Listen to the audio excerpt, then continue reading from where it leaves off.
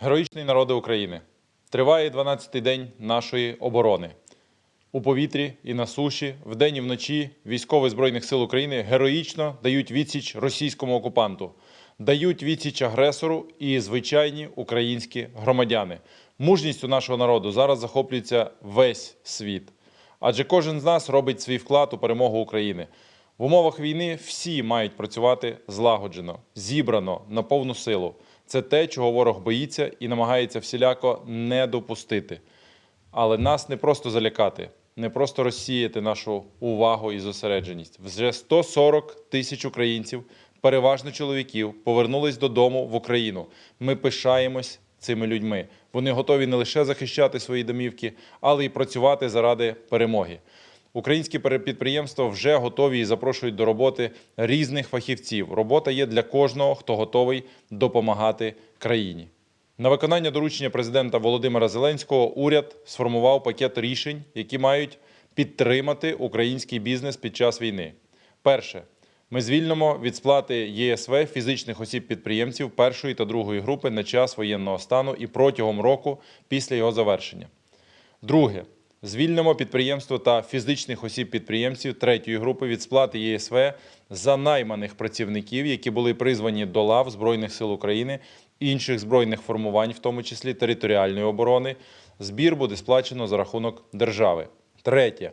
Відтермінуємо сплату податків для всіх підприємців, які не спроможні їх заплатити. Четверте. Буде відтерміновано провадження РРО для всіх фізичних осіб-підприємців. П'яте. Уряд скасує всі заходи ринкового та споживчого нагляду у всіх питаннях, крім регулювання цін та контролю за ціноутворенням.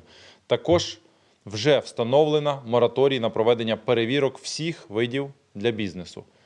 Всі ці рішення та ряд інших додаткових рішень необхідні для того, аби цей пакет підтримки запрацював, вже ухвалено або будуть ухвалені органами влади найближчим часом. Також уряд та місцева влада активно вживає додаткових заходів, аби стабілізувати ціни на товари першої необхідності. Кабінет міністрів ухвалив рішення, яке дозволяє обласним військовим адміністраціям спільно з Нацполіцією та Держлікслужбою здійснювати контроль за цінами на соціально значущі продукти харчування, ліки та паливо.